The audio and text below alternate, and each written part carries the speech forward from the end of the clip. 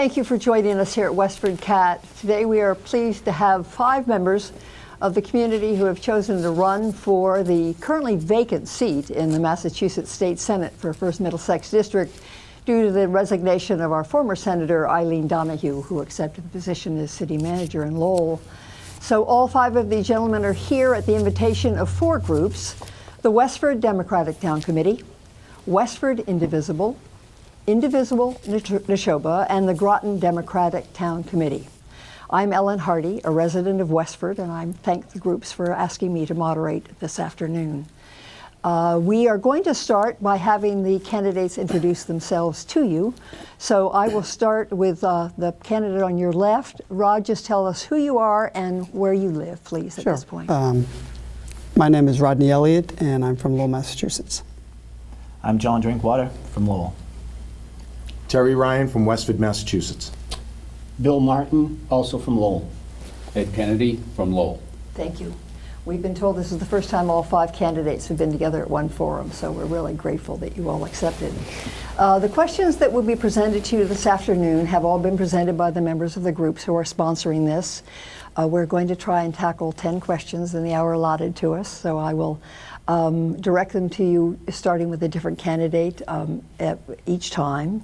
The timer is Kathy Ricketson on my right, who will take good care of that issue. And with that, I think we will just start. So, Rodney, I'll start with you. If elected to the Massachusetts Senate, what would be your focus?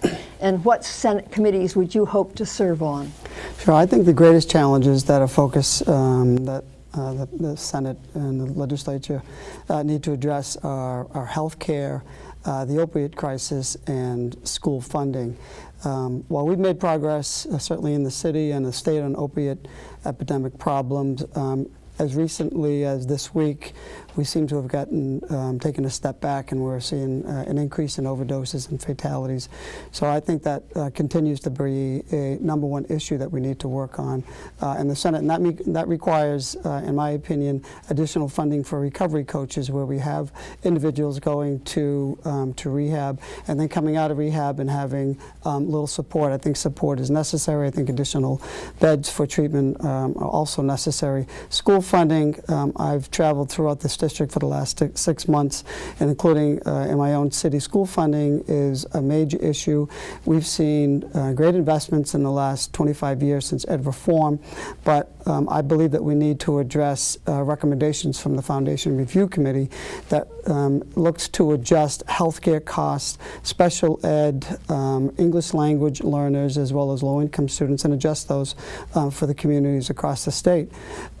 So I think those are priorities, the way that we need to address it. There are many other issues, including, let me just stick with those, those issues. So healthcare, school funding. Healthcare is consuming 40% of the state's budget. If I could go to you, John, what do you see as your focus when you get to the Senate in Massachusetts, and what committees would you strive to serve on? So I've spent my career working on issues of economic fairness. As the legislative director for the state AFL-CIO, I've had the opportunity to work on legislative successes like raises to the minimum wage, the creation of a paid family and medical leave system here in the state, and protections for workers such as temporary workers and domestic workers. And I'd like to continue to focus on issues of economic fairness and tackle the problem of economic inequality that we have here in the state.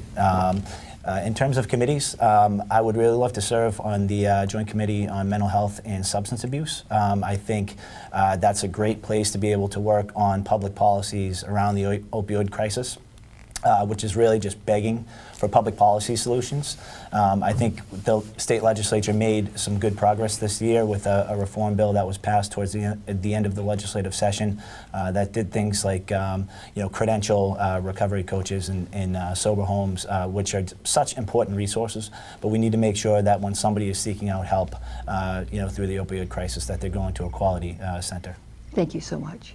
Tara, your thoughts about your focus and the committees that you might aim to serve on? Okay, thank you. My focus naturally would be education. I've spent 6 years on the Westford School Committee. I would be looking at properly funding our schools, looking at how do we address infrastructure needs at the schools, and I would also like to focus on economic development. I think, we need to look at economic development as a means of training the people, training our residents, and I believe that we need to focus more on economic development in the future and also on education, especially school safety. Bill, your thoughts about where your focus would be and the committees you'd serve on? Sure. So my emphasis has always been about jobs and economic development. And I think even as you talk to some of the people running the congressional race, you talk to voters as we see out on the field, the economy in Massachusetts is doing very well, but it's not doing very well for everybody. There's a lot of insecurity. People are still concerned about their jobs. They live paycheck to paycheck. More than half the people that you meet live that way. And so I think we need to do better for jobs and economic security for people. So that has sort of always been my focus in my work as mayor of Lowell and the city council, and would continue to be my focus. Education is another issue very important to me. I'm married to a public school teacher, so the committees I would seek out, Ways and Means Committee, I know it's a little ambitious for a newcomer, but there's been a lot of turnover in the Senate, and I'd also want to serve on the Education Committee and maybe Committee on the Environment. Thank you. Ed Kennedy, your focus and the committees you see yourself serving on? Well, the committees I serve on would probably be based on a conversation I would have with the Senate President. However, if I had my druthers, I would like to have a seat on the Ways and Means Committee. I think that, that's a committee in where I could best serve the district. In terms of my interests, I would be interested also in serving on committees for education, for economic development, and for the environment. Those are three interests that I have in places where I think I could make a difference in the Commonwealth and in the first Middlesex District. Thank you. John, I'll start with you with the second question. In terms of your time, how would you devote your time to your constituents once you were senator, and how do you see providing services across the first Middlesex District to those constituents? Yeah, absolutely. I think serving in the state legislature is always a balance between, serving your responsibilities at the State House and also being present in the district and being available to constituents if they want to meet in the district. So I think, I would certainly be, a full-time state senator and make sure I'm available to people, throughout the district, both in the city of Lowell and throughout the towns. I think being able just to be available and take meetings, holding office hours at different coffee shops throughout the district, at senior centers. It's just a really important role for an elected official to serve and make sure that you're there to listen to the concerns of residents throughout the district. So I'd also like sure to make, I would have district office hours as a regular weekly occurrence, as well as taking meetings with stakeholders within the district. So like I said, it's always a balance, and you need to be there for for your sessions in Boston, but certainly be available throughout the district as well. Terry, how would you balance your time once you were state senator to serve the constituency, please? My priority would be constituent service. I would make sure that I was available when phone calls came in. I believe that I would have office hours. I would look at this as a full-time job. This would be my full-time job. I would make sure that I make myself available to the constituents of the district. I would make sure that I attend a lot of events now. I attend a lot of meetings now. So that schedule would keep up. In addition to that, I would also focus on my work in Boston. So I think it would be a full-time position, and I look forward to serving full-time. Bill, how would you see it working? So I've been an elected official for 16 years, and I've always been responsive to constituents. I think I would spend my time much in the same way that I've spent my time during my time in office. I think you need to be available to constituents. You need to do your job in sessions and committee hearings, and I don't really see any issue with any of that. I think it's a little bit bigger district than I've served in, so there are more people to demand your time and attention. But I've never found, that to be a problem in the past. I think, these towns, the towns and the city of Lowell and the district are contiguous, and I spend a lot of time there already, and just would continue to give the issues and the constituents the time they need. Thank you. Ed? I think it has to be a full-time position, and everybody should look at it that way if they're going to serve in the state Senate. I think that the way I look at the job is I divide the issues up into two different types. I think there are macro issues that affect the entire Commonwealth, and I think there are other issues that, let me just call them micro issues, which are more pertinent to the first Middlesex District. I would expect that that if elected, what I will do is have office hours in each of the 6 communities, so that every community has a convenient opportunity to discuss issues with me. And I also think that the delegation, the state senate, and probably state legislators in general could do a better job of informing local officials as to grants and other opportunities that are available to them. I think a lot of times maybe the state senate's office does that for the town administrator, but I think it's important to let the selectmen know as well, or the appropriate board if it's an issue that would have to do with the school committee, for instance. Thank you. And Rod, your thoughts about the focus and the committees?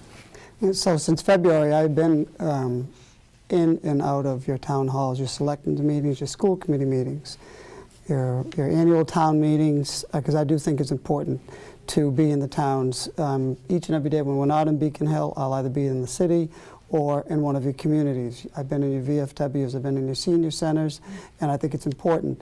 What I've heard most often in the communities is that sometimes the towns get forgotten or they don't get the attention that they deserve.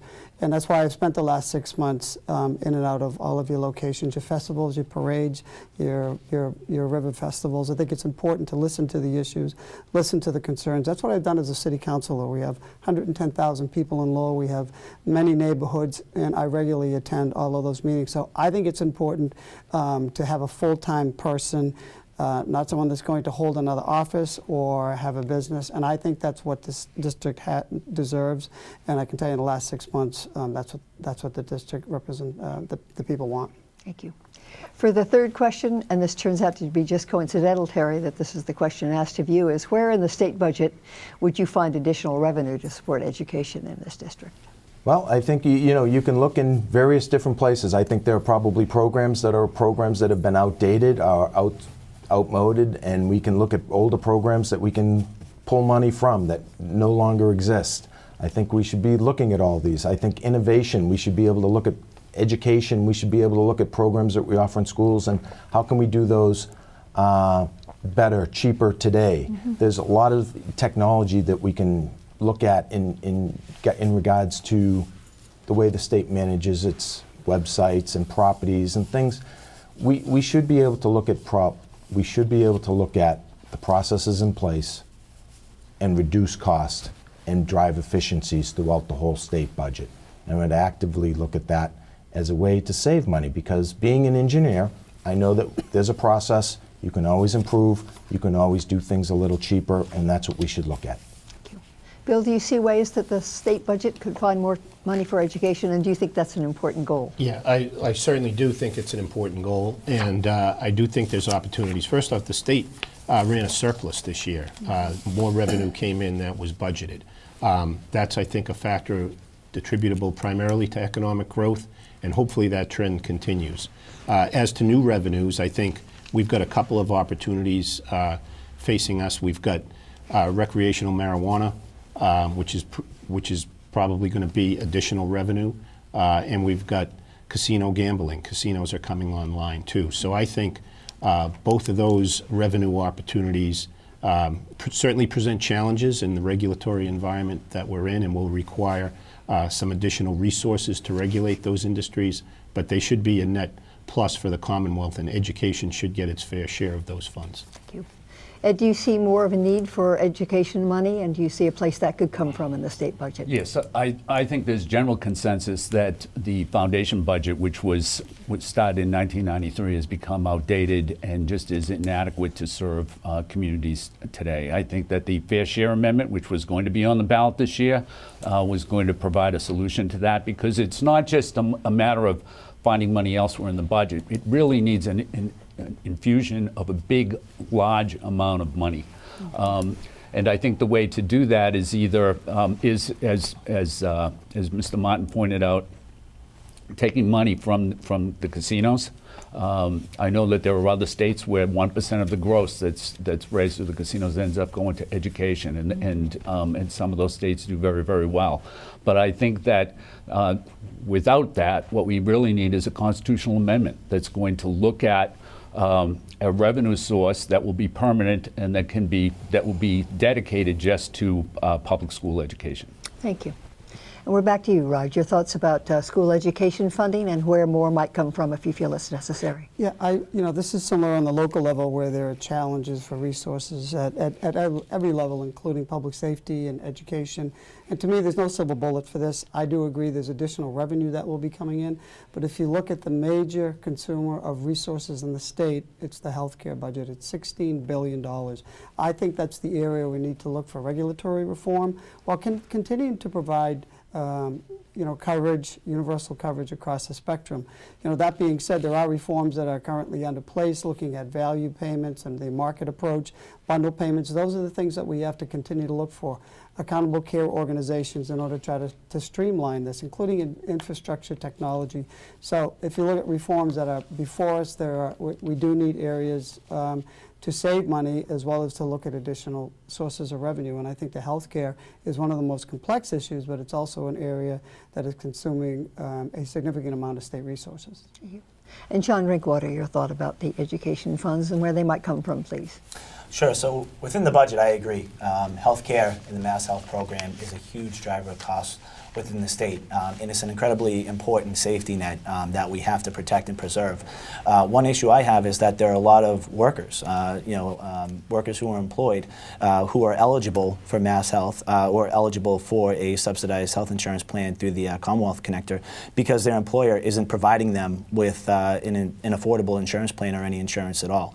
So I think we can make sure that employers are accountable to their employees, and if they're not providing affordable insurance, that they're helping through fees to support safety nets like Mass Health.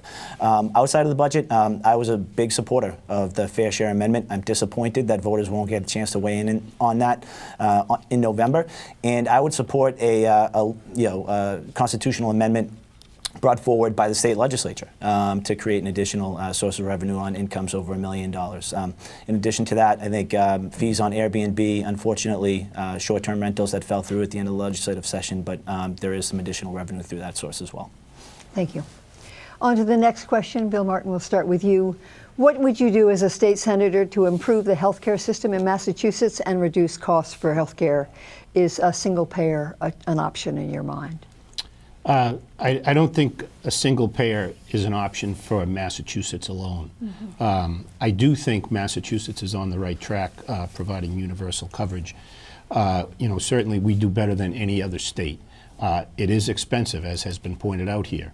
I think we need to get a handle on costs in Massachusetts, and that's through, I don't think there's a silver bullet, one magic solution. There's a lot of little solutions that need to add up to contain cost. I think cost containment on even reimbursements is one issue. Accountable care organizations have started to be implemented, so that's another one. And I do think, those two at least, and just watching what else is going on in the marketplace. For example, we've got the new companies, JP Morgan Chase and Amazon have now formed their own collaborative, right, with Dr. Gawande. And that, I think, bears watching, because if they are successful, and I suspect they will be, we need to model and imitate what they're doing. Thank you. Ed Kennedy, how do you see improving the healthcare system, reducing costs, and what are your thoughts on single payer, please? I believe in universal health care for everyone, and I think that we have to take a good look at Medicare for all, at single payer, a single payer system. I think that part of the problem with health insurance is that people find it to be a very complicated issue and really don't understand the good parts and the bad parts of say a single payer system when you compare it to the Affordable Care Act or the Trump suggestion. So I think that part of it is just educating the people as to what the differences are. But I do think that that we need to look at universal health insurance and the single payer system, or Medicaid for all, as it's also called. Thank you. Rod, your thoughts on the healthcare system in Massachusetts, please. As I mentioned earlier, there are some regulatory reforms now being implemented or trying to be implemented. Hospital care costs are the major contributor to the increasing healthcare costs in the city, and I believe the latest bill included a provision to cap costs, particularly at some of the teaching hospitals, which contribute to the significant increase. And we have hospitals that are making millions and millions of dollars. So I believe that the fee on some of the more lucrative hospitals to support the community hospitals that, by the way, are treating patients that will not end up in the ER is something that we need to continue to look at. I don't support the single health care payer system for this reason. If you look at those developing countries that implemented, Norway, Canada, and England, for instance, the wait time from primary care to specialists is 9 to 10 weeks. Sometimes it can be up to 6 months. So I don't think that those systems are working, and I don't believe that government should be in the business of managing health care for people in this country.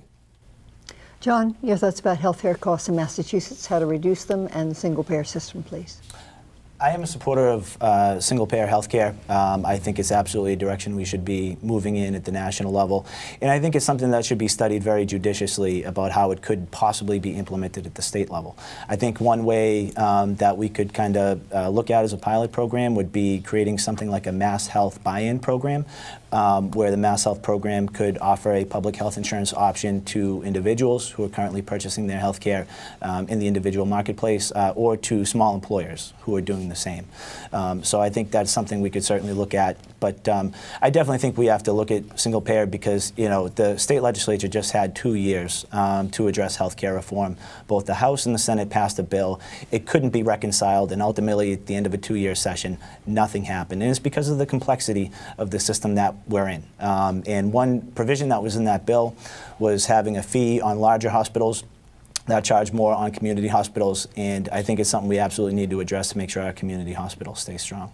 Thank you. Kerry, your thoughts on the question, please. Okay. My son has epilepsy, so I've dealt with high health care costs, and I do believe that we do need to innovate. We need to come up with innovative programs. 98% of the population in Massachusetts is covered by health care. I don't believe single payer is the way to go right now. I wouldn't be supporting that right now. I think it's something we can look at for the future, but it's not something that I would support. I think we need to continue to drive innovation and work with companies that can innovate and bring out new technologies into healthcare, drive down costs, and improve efficiencies in those costs. So I would be looking to, continue to drive efficiencies and innovate new products. Thank you. The next question will start with you, Ed, if we could. How would you address, as a senator, the need for affordable housing in this district? I think affordable housing is also a complex issue, and it's different, I think, in the towns in this district than it is in the city. I know that the governor has come up with a plan to try to address it. I don't really think that his plan will work.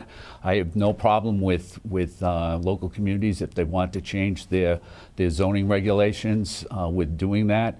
But I do think that there really needs to be incentives for communities to build apartment type housing.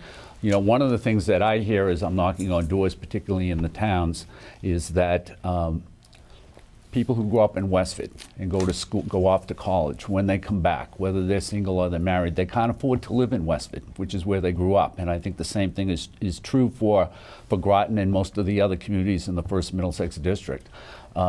Apartments would allow people to do that. It would also allow seniors to downsize and remain in the community in which they spent most of their time as well. Thank you.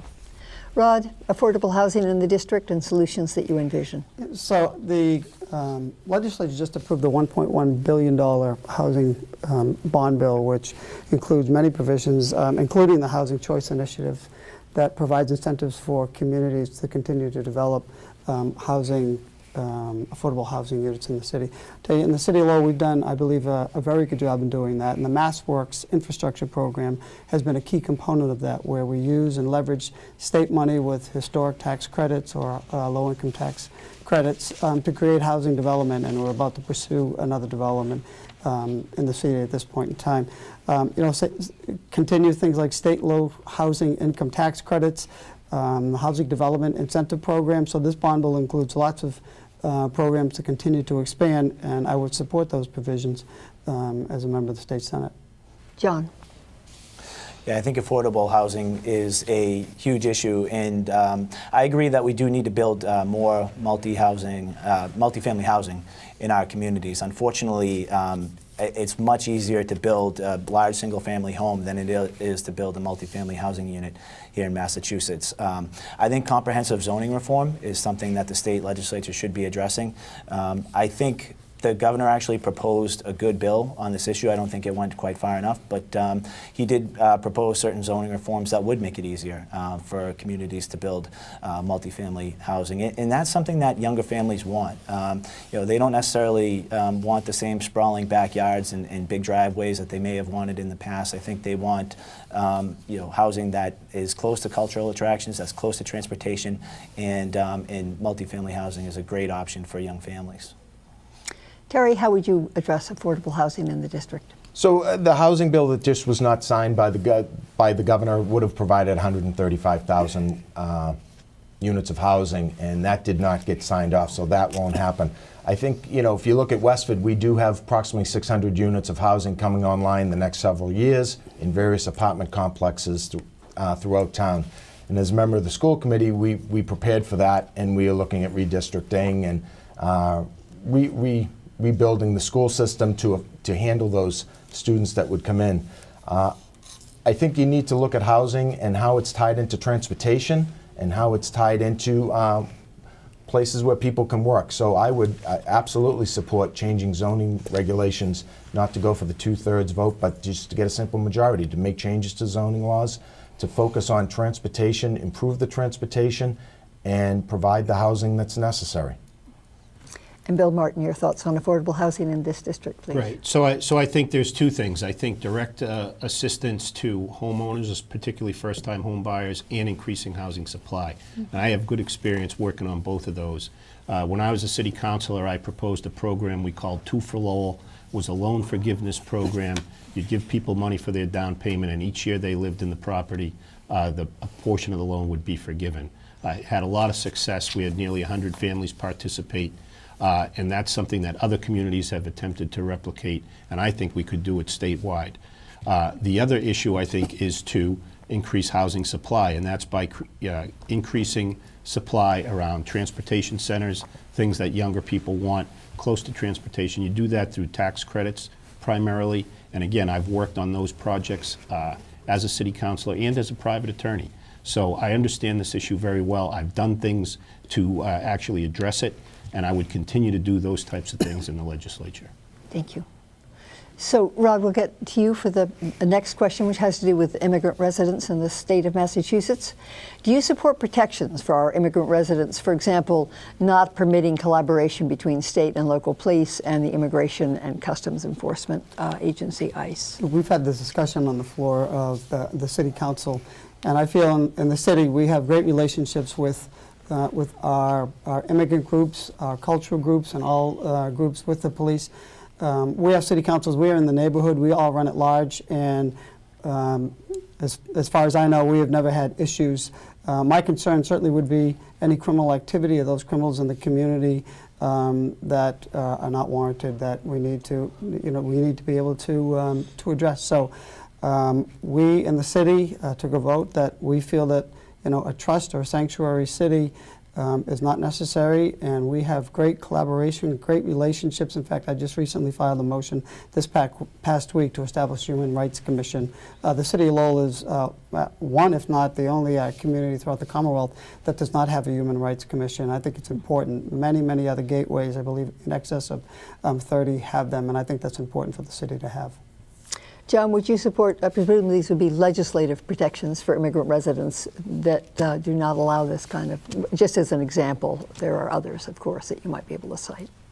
I do support legislation that's been proposed at the state level called the Safe Communities Act that would prohibit certain types of collaboration between local law enforcement agencies and ICE.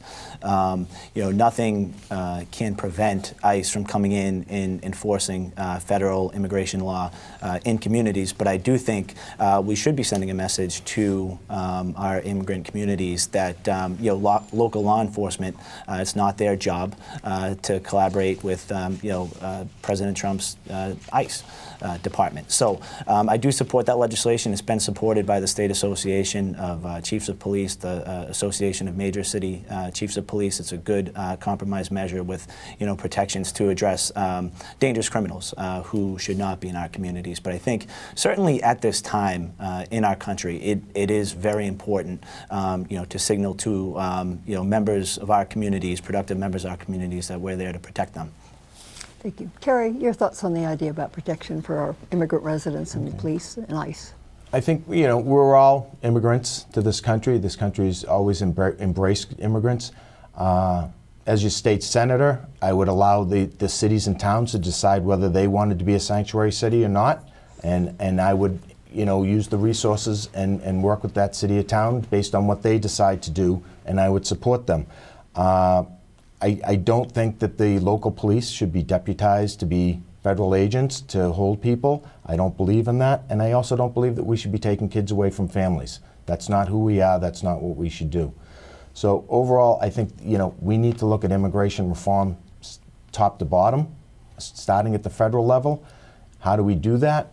And we need to come up with a comprehensive immigration plan and not let the cities and the states come up with their own individual plans. Thank you. Bill, what do you see as the protections needed for our immigrant residents in Massachusetts? So I think we need to have protections in place where immigrant communities feel safe reporting crimes as well. And I think what's been said here is, we don't want to deputize our police force, and I certainly agree with that. I think our local police, at least in my experience, have not done that in this district, and I think that's all to the good. But oftentimes, immigrants are victims of crimes too, and if you try to make your local police an arm of immigration enforcement, people feel unsafe about reporting crimes. So I don't think we should do that. There are elements in the Safe Communities Act that I would support, and that's one of them. I think it's very important that the local police continue to have the relationships they have in the communities. When there is a dangerous person, they need the right to be able to hold that person. That's also in the Safe Communities Act.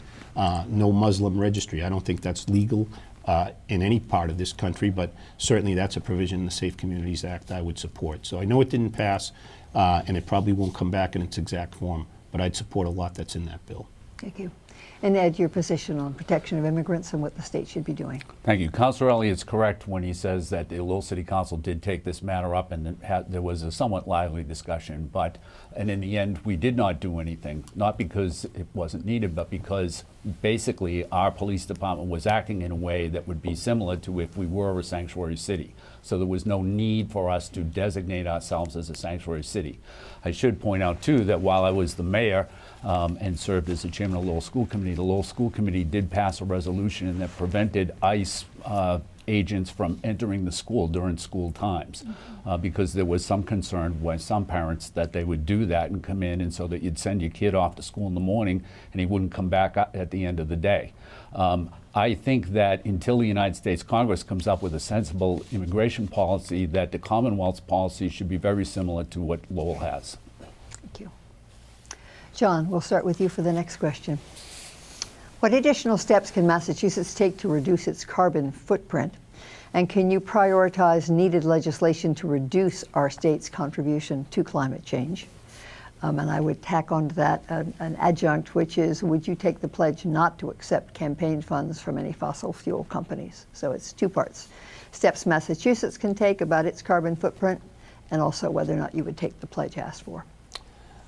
Well, yes, I would pledge not to take campaign contributions from fossil fuel companies. And I think there's a lot we can do to reduce our carbon footprint, and not only reduce our carbon footprint, but create good quality jobs in the process of doing that. I think we should be looking at how we can get to 100% renewable energy powering our grid as fast as we possibly can. And that means putting certain mandates on our public utility companies to be purchasing an increasing amount of renewable clean energy from sources like wind, solar, each year. And so those types of requirements on our companies will actually spur innovation and development of new technologies and create jobs both in the development and the manufacture of things like solar panels and the installation of wind turbines right here in the state. I think we're right at the cusp of a real revolution, in clean energy and the good quality jobs that are associated with it, but we really got to bear down and do that. Terry, steps Massachusetts can take about our carbon footprint, and would you take the pledge to not accept funds from fossil fuel companies, please? I would take the pledge not to accept money from fossil fuels donors. I would also like to, we can focus on, what do we do for mass transportation? We can improve mass transportation. We can make that greener. We can come up with new trains, new innovative technologies to drive the trains. We should be able to do more in terms of not only just developing, using places like Lowell and the Innovation Center to develop new technology, but we should also be able to build that new technology here in the state and use the workers here from the state to build that product. I think it's very important that we design it, we build it, and we manufacture it with people from the state. So those are all things. We should be exporters of green technology and not just import, but we should export also. Bill, to you with the question about carbon footprint and the pledge, please. Sure. So I think two things. I think first, we address it on the supply side and then on the consumption side. And I think Massachusetts is doing a very good job on the supply side. I think the state mandates that power companies generate a certain amount of their energy from renewable sources. That amount has been increasing over time, and it should continue to increase. I think the power companies are complying with that, and we're seeing the benefit of that. So I think that's working well. On the consumption side, it's not as lucrative as it could be, or not as advantageous to convert to things like solar panels on your house. The federal credits sometimes just don't do the job, and the payback is too long. So with the state credit, that might give a little bit more incentive and put people over the top where that would be financially feasible. As to the pledge on fossil fuel companies, we can't take contributions from any company, so certainly I wouldn't take contributions from fossil fuel companies. Thank you. Ed Kennedy. Well, let me flip the questions as everybody else did, and so I would take the pledge as well. I think that's probably an easy pledge. I would point out that while I was mayor last year, I did join with other mayors throughout the United States in signing a I'm still in pledge after the Trump administration opted out of the Paris Climate Agreement, so that Lowell's still in that. And also the City Council unanimously passed a resolution last year asking that the delegation, the state delegation, get us to zero emissions, I think, by the year 2035. So in addition to that, I think locally what we've done is we're looking at purchasing electric cars. We've put solar panels on most of the school buildings and other public buildings where it's appropriate, and I think that's important. I think that one of the big issues in dealing with this subject is transportation, and the whole transportation grid accounts for like 40% of the carbon emissions that the Commonwealth produces, and so a lot of the answer to this problem lies with transportation. Thank you. And Rod, your final answer for this question, please. Yes, I would take the pledge not to accept funding from or any contributions from any PAC or fossil fuel company. I think there are a number of initiatives currently underway that we can continue to pursue, one being the energy storage initiative that has been funded at $10 million this year in the environmental bond bill. That will address a number of issues. Number one is we need to follow through on the Clean Peak standard, where during those peak hours where electricity is used most, we have these old fossil fuel plants that are being brought into operation to meet that standard. I think we need to change out, we need to meet that standard, but we also have to find alternative storage so we're not starting these fossil fuel plants. Secondly, I would take a look at peak tolls. I know it's now it's in the infancy, but I think that we need to follow through on the pilot program that is being brought forward. And there's so many other issues that we've addressed on a local level that I think renewable energy standard is something we need to follow through on. Thank you. The next question that's been devised by the committees actually has been touched on by both Terry and Ed. How would you improve the commuter rail service in taking into account the environment? How would you fund these improvements? And to be very parochial in Westford, we have the bus, the LRTA bus that does come from Lowell up to Route 110. A new shuttle service has just begun that goes to the Littleton train station. How can these be augmented or changed? Terry? So we do have to look at commuter rail. We went through a winter a couple of years ago where the trains were stalling left and right. They wouldn't start. People were getting stranded. So we do have to invest in new trains that are more efficient, trains that maybe are electric. We have to move forward with that. The LRTA did expand the route out to Westford and Littleton, and I think we should look at the Sunday use of trains. I believe the LRTA is looking at that right now, and we should expand use and have a Sunday schedule that's available to people that can get out and about. How do we fund that? I believe there's money in the budget for Sunday schedules on the LRTA.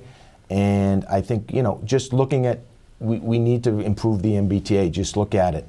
We need to come up with creative funding. We need to innovate. I keep coming back to innovate. We need to look at the new technologies that are available and not just, go one generation, but let's look 2 generations down the road on these locomotives and trains. Thank you. Bill, looking at transportation, how do you see it can be changed and improved, and how do you think it can be funded, please? So commuter rail service is near and dear to my heart. Earlier in my career, I commuted into Boston 6 years on the commuter rail. So I know what that's like. It's actually very good service. It gets to be challenging in the evenings for people that work later hours. So I think we could do something maybe to have more reliable service later into the evening. That would increase ridership. I don't know that the increased ridership would offset the additional cost, however, so cost is really the challenge here.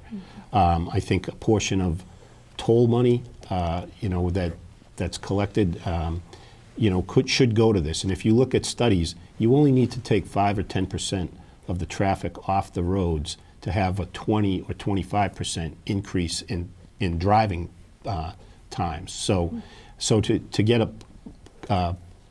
get cars off the road, people off the cars and into the trains, it's worth it for people on the roads to pay that cost. Ed, your thoughts about public transportation, LRTA?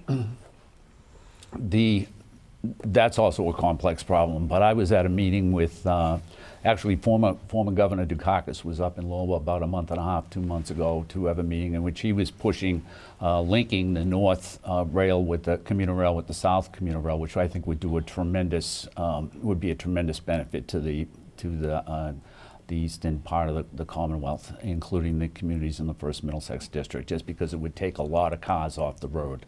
I think that if you're expecting people to use the LRTA, then what you need to do is provide more funding so that there can be more routes. It has to be really, really convenient in order for it to be a viable alternative for most people. And that's so that they can take it almost when they want and get back almost when they want. Mm-hmm. And you don't do that by having, sporadic service. The service has to be as good as it can be. Thank you. To you, Rod, about commuter rail, paying for it, and changes. So for 35 years, I've taken the commuter rail in and out of Boston every day. And I think the service is okay for the lower line, but I think the MBTA in general is substandard.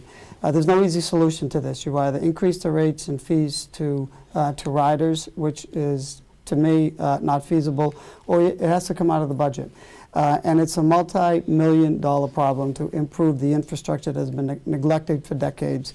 There is some pension reform that is now going on within the authority itself, but it's going to take some time. Money has been taken away from infrastructure in Massachusetts for the big dig, and we're still paying for that, and we will for a number of years. So it is a complex problem. I do think it's important that mass transit is improved. It's expensive. It's round trip for me every day, $28 to go in and out of work, but it's better than sitting in traffic. It can take anywhere from 2 hours plus to be on the road. So I think it's a major issue to improve our infrastructure, our roads, our bridges, and the MBTA. And the solution to that is not going to be easy because it comes down to resources. John, Drinkwater? Yeah, I think the types of investments that are needed in things like the commuter rail, the MBTA, and regional transit authorities are a big reason that I supported the Fair Share Amendment. Just to address the maintenance backlog at the T, which includes just things like tracks, signals, and switches, it'll take hundreds of millions of dollars a year for a couple of decades just to catch up with basic maintenance that's been deferred. So I think that requires big investments to make sure that service is reliable and something that encourages people to take the commuter rail as opposed to driving. And then I also support big, bold ideas like the North-South Rail Link. I don't think from the get-go you would ever design two separate commuter rail systems that get within about a mile of each other at North and South Station, but never meet. I think investing in things like the North-South Rail Link will improve the quality of life for people in Greater Boston and both on the North and South Shores and in the Merrimack Valley, allowing someone from Lowell to get to a job in the Seaport without having to get off at North Station and walk or take the T. Thank you. Bill, we'll start with you on the next question. There's going to be a ballot. There will be 3 ballot questions actually in November, and question number 3 will be whether or not to repeal the transgender protection bill. And that bill was a 2016 state law banning discrimination against transgender individuals' access to bathrooms. Do you support the transgender protection bill, and how will you vote on the November ballot question, please? I support the efforts against repeal. I think the law should remain the way it is, and I think that's a yes vote on that, question 3. So I would vote yes. I don't think we should be discriminating against anybody. Thank you. Ed, how will you vote on question 3? I would vote yes on that. Since 2016, I don't think that there's been any reason to repeal it, and so I don't really understand why it's on the ballot, and I would leave it the way that it is. I know that there was a resolution that came before the City Council a couple of years ago to be recorded in opposition to that, and I was against that, and that ultimately failed in City Council. Thank you. Rod, your position on this? Sure. I had actually filed that motion because I had reservations about the Senate bill that was filed at that time that had little to no protection or regulatory requirements in it. The House version did. It went to conference. It's a bill that was signed by the governor, and I feel it provides adequate protection for those that had concerns with it. So I don't believe we should not repeal the bill at this point. So John Drinkwater? Thank you. I didn't mean to interrupt you, Rod. John? So I'm against repeal of the legislation. I'm supporting a yes vote on question 3 to keep the current law in place. I think, I was actually proud to be a supporter of this legislation back in 2016 when my employer, the Massachusetts AFL-CIO, endorsed the legislation, and I was proud to work on securing its passage through the legislature. Ultimately, this is just about basic, fairness and justice and equity for transgender individuals who are just looking for a place in our society and equal treatment in our public accommodations. So strongly support a yes vote on question 3. Thank you. And Terry, your position on question 3 and the transgender protection bill. I support the bill, and I will say that I supported it in the past when it came before the Westford School Committee. The policy for the transgender policy was one that we worked on at the Westford School Committee last year. It came before us, and we voted unanimous in favor of it, and it's implemented, and that was a proud moment. We had a good discussion in the room that night, and as chair, I was happy that the school committee worked so hard on it, and that it was implemented, and I'm proud of that. Ed, I'm going to start for the 10th and last question to each of you, and then you will have an opportunity to give your 2-minute statements on whatever topic you want about this run for the Senate race. Ed, do you support National Grid or the members of the United Steelworkers Locals 12,003 and 12012 in their current dispute? I support the steelworkers and not National Grid. I think it's outrageous that National Grid has come out and said that their earnings were up 22, 23% this year over last year. And I think that if they were to give the steelworkers everything that they wanted, that they still would be able to report probably over a 20% increase in profits over the year. So, so I'm absolutely on board with the steelworkers. Thank you. Rod, your position on this negotiation between National Grid and the workers?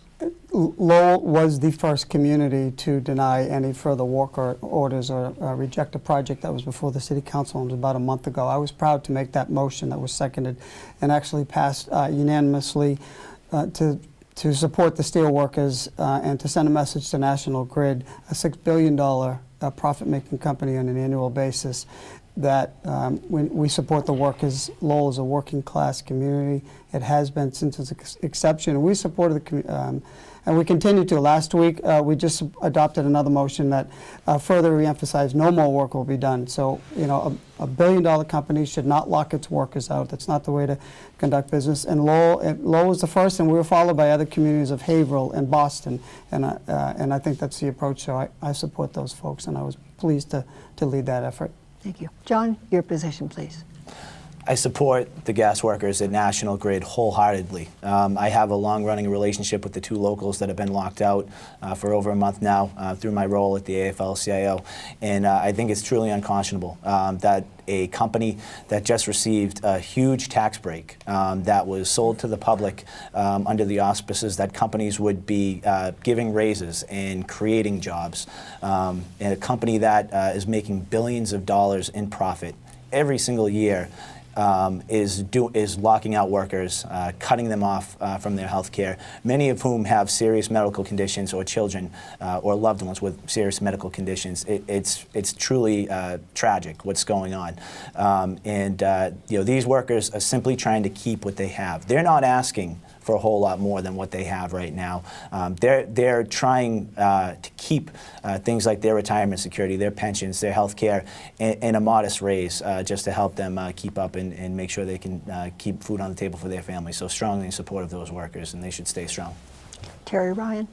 I do support the steel workers. Absolutely. I've been down to Rock Street a couple of times, more than a couple of times down there to show my support and talk with them and walk with them. I believe they're doing the right thing. They were locked out on the way to work. Guys were locked out, you know, they got a text that morning. You know, the gates are locked, you know, we can't get in. That's not how you run a business. That's not how you treat your employees. So I do stand with them, I support them, and I'll do anything I can to help them out. Thank you. And Bill Martin?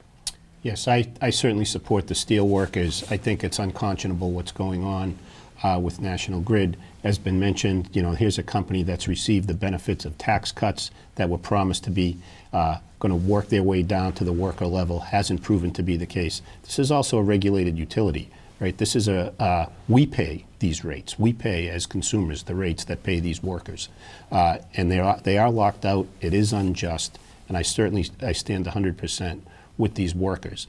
And I think most of our communities feel the same way. You know, we want good jobs with good wages for people. And these folks are really could cut their own deal. They could cut their own deal and maybe get back to work. And they're actually trying to preserve rights for future generations of workers in these companies. So I applaud the workers. I've stood with them. I've appeared at their rallies, and I'll continue to do that. Thank you. And now each of you have the 2 minutes to speak on any topic that you want to talk to the voters before the election, which is on Tuesday, September 4th. Rod, we'll start with you, and we'll just go around the table with Kathy as our able timekeeper here. Sure. Please. Thank you for the hosts of today's forum. I'm running for the state senate to continue my years of service as a hardworking, dedicated public servant. I have the energy and I have the passion to be an effective leader. I feel my accomplishments over 21 years as a city councilor and former mayor across a spectrum of issues relating to elderly veterans, public safety, the environment, taxes, health care, and many more. Not for one day do I get tired of helping people, and my approach to problems is to bring common sense solutions to government. I feel I played an intricate role in the success of Lowell's transformation in the last 21 years. My interest in this district didn't just start in February. I was born here, I raised my family here. My wife and I have deep roots throughout the district. I feel I know the best, having worked in the city and in the towns. I've spent the last 6 months crisscrossing this district every day. If you visit my Facebook page, you'll see how hardworking and dedicated I am when I commit to something. I'm a candidate that's worked at the State House and on the local level. I know how to get things done, and I'll hit the ground running. There'll be no learning curve. If elected as your state senator, you'll see me fight for resources for this district. I'll advocate for resources to improve education and address health care costs. I pledge that I'll be in your community, offering office hours every single month. I'll be in your town halls, your coffee shops, your library, your senior center, wherever it needs to make it happen. I think if you look at my record over the last 21 years, my support comes from every ethnic group and working class folks. If elected, you'll see me again at all of your town meetings, your town hall, your community events. My platform was developed on issues that affect the daily lives of people, common sense proposals that will make a difference in people's lives. Healthcare, I will work to zero out reforms in the coming months that will put healthcare on a more sustainable trajectory. School safety, I want to see our schools safe. It's a major issue that I heard from every community in the district over the last 6 months. School funding, implement the foundation review recommendations.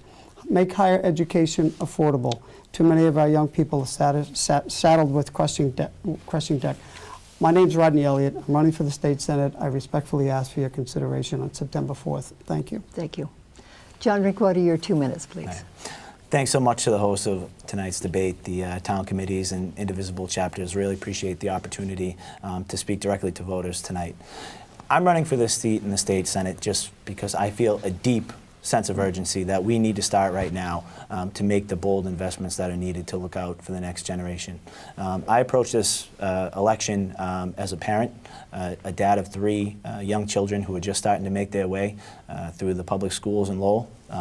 We have my wife and I have 18 years ahead of us as public schools parents in the city. And one thing that just doesn't sit well with me is the fact that as a state, we were investing more in public education in our public schools when I was going through them than we are today, as my children and many children throughout this district are starting to make their way through the public schools.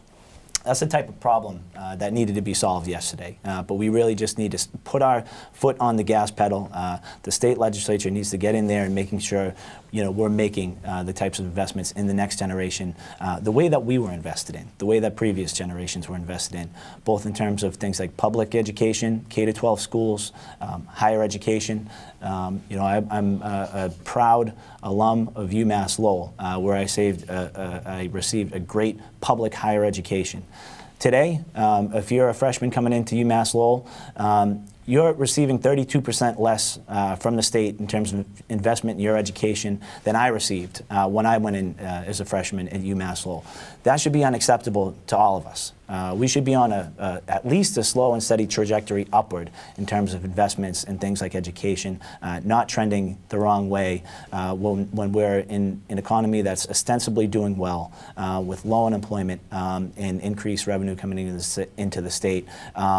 We should be moving in the right direction in terms of increased investments, and we're not. And I want to address that as your representative in the state senate. Thank you. Terry Ryan, your statement to the voters, please. Thank you very much to everybody who is sponsoring this debate. Appreciate it. I was born and raised in the city of Lowell, where I lived for 40 years. For the past 14 years, I've lived in Westford, and for the past 6 of those, I've served on the Westford School Committee, the last year being the chairman. I'm running for state senate because I believe we can do better. We can do better in both the cities and the towns, focusing on the issues, working together to solve the problems. When I'm elected, I'll roll up my sleeves, work to solve the problems for the hardworking individuals and families of the 1st Middlesex District.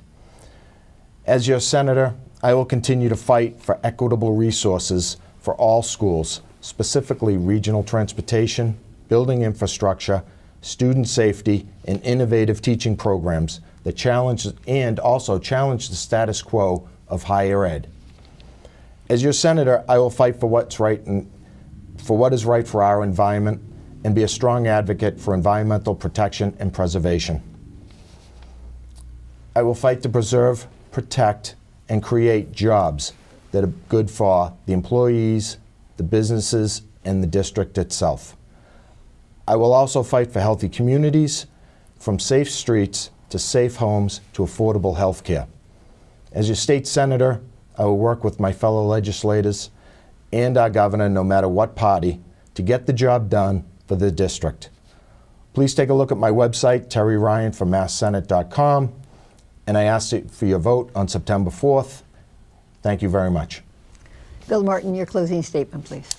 Thank you. With thanks to the sponsors here, and it's great to be in Westford. I mentioned earlier my wife's a public school teacher in Lowell, but she's from here, from the Nabnasset section of Westford, and we spend a lot of time in this very neighborhood. So it's near and dear to my heart, and education, as a result, is near and dear to my heart, too.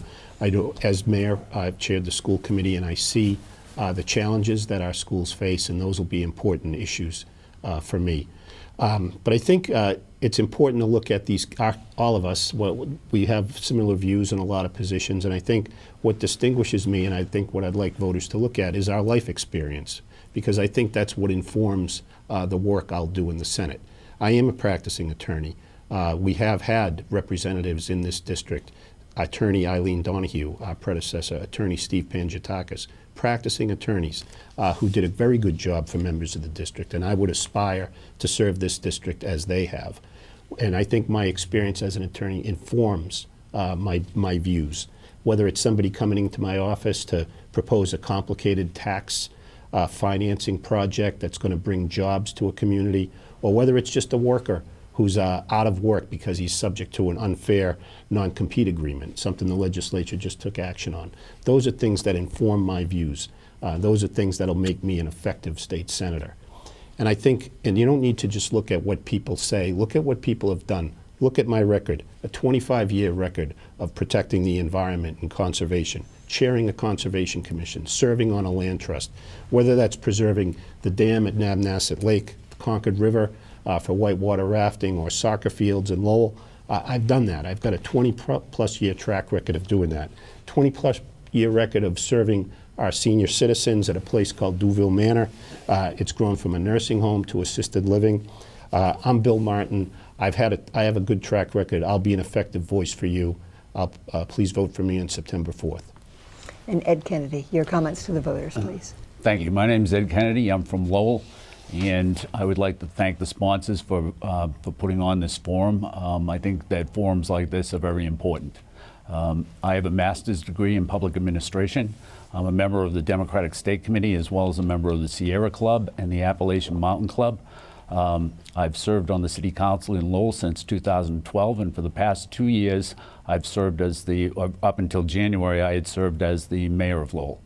I'm running for the state senate basically because as a city councilor, I would go in and chair the city council meetings on Tuesday night and listen to city councilors talk about how they've given more money than what is necessary to public school education. And then on Wednesday, I would chair the school committee meetings, and the school committee members would be saying the city council has to give more money than what they're giving right now.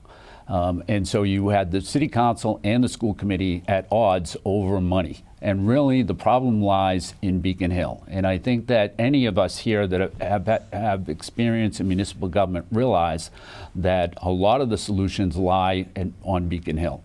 And education is one of those. The environment also is something that's very important, and many of the other issues that we've talked about today. Economic development, really just about every community depends on the Commonwealth in some way or fashion for economic development, or making economic development more feasible in their community through funds that they receive from the Commonwealth.